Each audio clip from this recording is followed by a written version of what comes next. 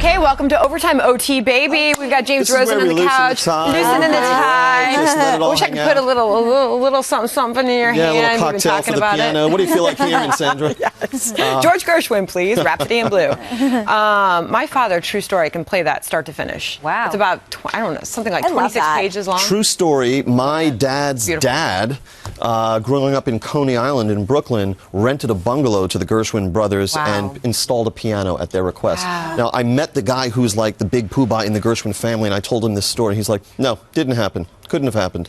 And so my dad was disappointed by that.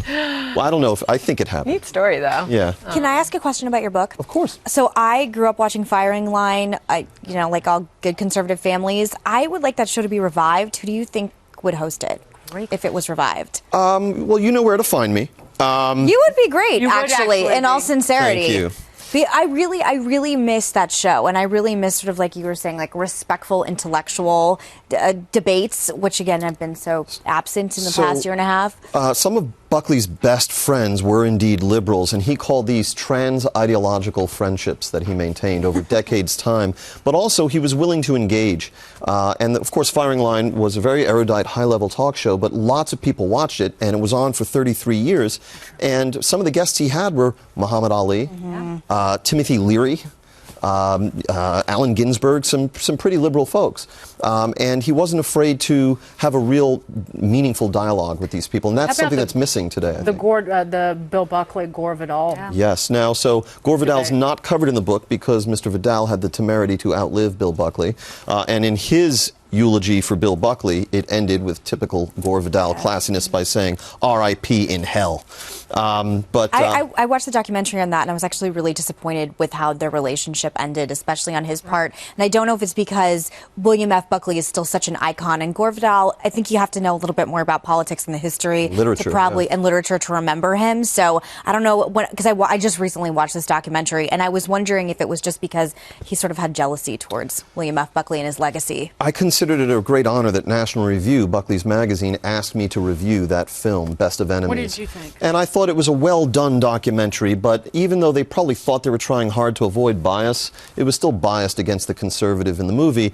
The idea that the Buckley-Gore Vidal clash pitted the era's leading conservative against the era's leading liberal was itself false.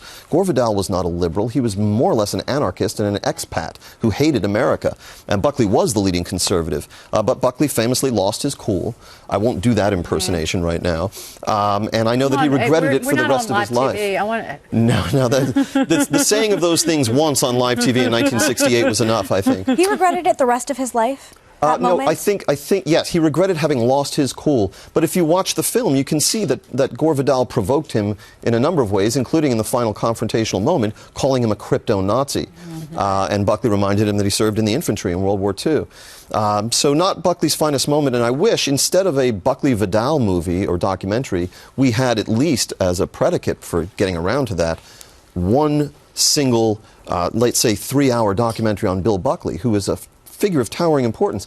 Ronald Reagan credited William F. Buckley and National Review with converting Reagan from liberalism to conservatism, and he called Bill Buckley the most influential journalist and intellectual of our times. So that figure needs his own documentary before we have one about Buckley and Vidal. And I just want to see like video and photos of Pat, his wife, who very is glamorous, like, yes, glamorous but glamorous in an effortless way. People said she used to fly with like multiple dogs on like commercial airline. I mean, the stories about them as a couple in a love story. The whole life is fascinating. They surpass politics too, and that's something I think is missing from the conservative movement at this moment. Is someone who reaches across the aisle and someone you can target to as the first person you would go to in debates like that. I actually really, as much as I understand populism and the nationalism that has taken over this country, for me, as someone who does still live in New York City, I do miss more intellectual debates like they had on Firing Line. Humor. Humor is missing from public life. Thank you. So when Buckley ran for mayor in 1965, more or less as a lark,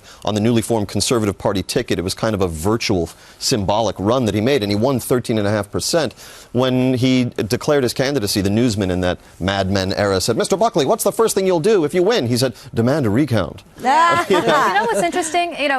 I wonder if today in the 21st century there could be a William F. Buckley or any, and this is not a partisan analysis, whether a liberal or a conservative.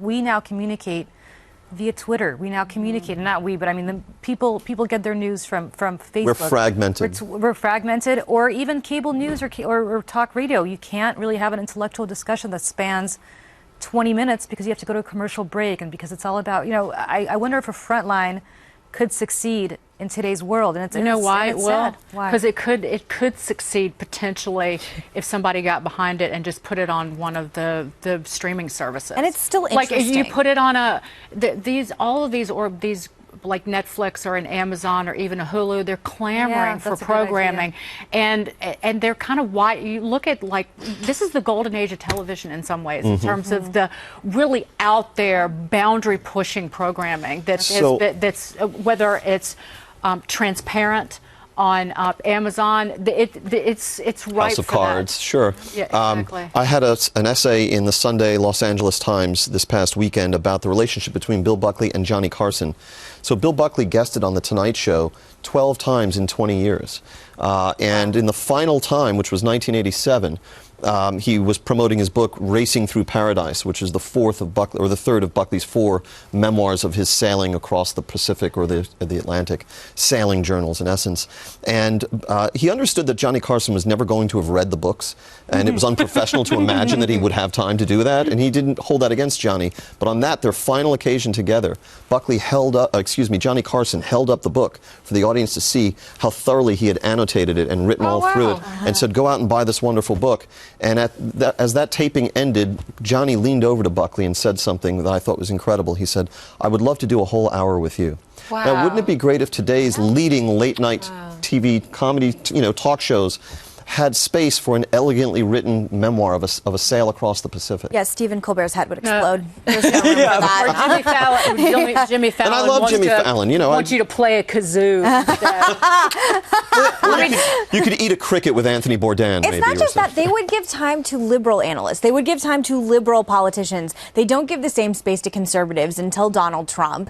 And I do think that there is a moment, and I still crave. I'm obviously a huge fan of William F. Buckley's, but I still crave the kind of entertainment that was given through Firing Line, because it was simultaneously educational and entertaining, which sounds very cheesy, but it's true. No, but we're also craving people of both political stripes, or of all political stripes, people who are more tethered to an ideology, who are terrific thinkers and writers. And as the internet has risen up, I think the ability to really think and write in that Buckley-esque sort of way, like there will never be another Bill Buckley, but it's still, we've lost that. Right, it's 140 characters. We've lost the ability to really Let me tell you something thoughtfully and brilliantly. Let me just weigh in with a couple comments, because Raka said, I just added this book to my Amazon cart.